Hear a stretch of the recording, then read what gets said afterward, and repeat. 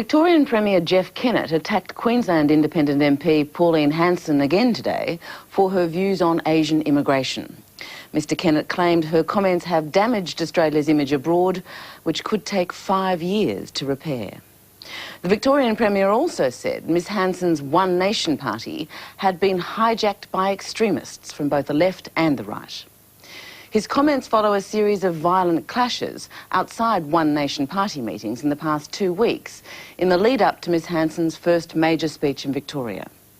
As Susie Goodman reports, these rallies have become a tussle between the extremes of Australian politics. Tomorrow, Pauline Hanson will make her first speech in Victoria as the head of the One Nation party. But she'll do so in an atmosphere of near hysteria after violent clashes outside 2 party meetings in as many weeks.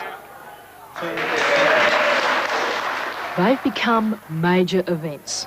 Water barriers, mounted police and a thick blue line divide curious Hanson followers, the multicultural movement and the extremes in Australian politics. The Depression would be the only time in which you might have seen some kind of small-pitched battles between the extreme right and forms of extreme left.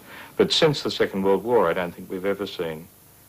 we've never seen anything like the Pauline Hanson party.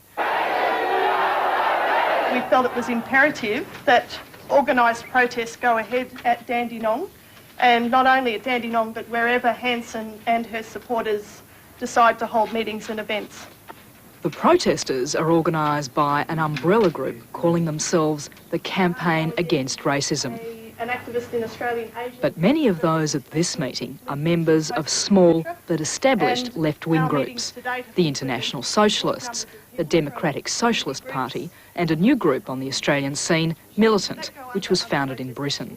For a long time in the 80s and the early 90s, we were, holding up the red flag and ploughing a very lonely furrow.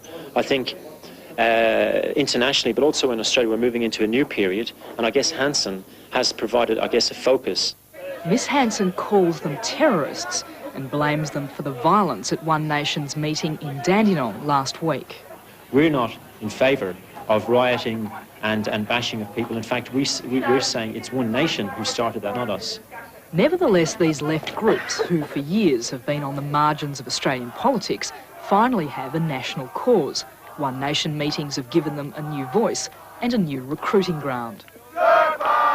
And it's not only the left that has been accused of capitalising on the Hanson phenomenon.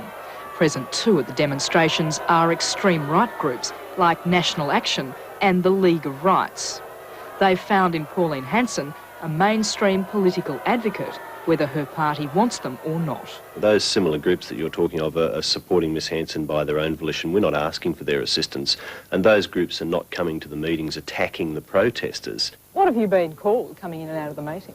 Well, everything. Most of all, a Nazi scumbag, racist, complete and utter crap.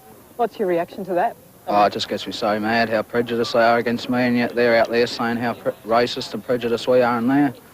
Ironically, on key issues such as tariff protection for Australian industry and job security, pro- and anti-Hanson supporters have remarkably similar beliefs. I think that a lot of the people at the One Nation meeting last Monday, and I went inside and spoke at question time, are 5 minutes away from a more progressive point of view, a more radical left point of view, or a socialist point of view. But that's overly optimistic. Caught somewhere between the two extremes are Hanson's true believers, mostly disillusioned Labor voters and economic refugees. I agree with it a lot on the Aboriginals. The way I look at it is that all it comes down to is jobs. Like the racism thing is a waste of money, a waste of the taxpayers' money. Now, they've immigrated too many Asians, I reckon, that have taken Australian jobs. And that's the way I feel about it. And I've come to see both sides of the story, and that's about it. Yep, and so jobs for you, is that the critical thing? Oh, jobs yes, is number definitely. one. Yeah, and for my children, because they've had to struggle to get jobs the last year or so. If anything, those kinds of groups, those kind of people in Oxley or in Dandenong or in Geelong or in Newcastle, the people who feel that the system has really let them down in a big way, are much more likely to be attracted to Pauline Hanson, I would think. Disregard for... As the Hanson caravan moves on, it continues to baffle Australia's major political parties. How to win over the battler, who fear for their jobs and their children's future, and maintain Australia's image as a tolerant society.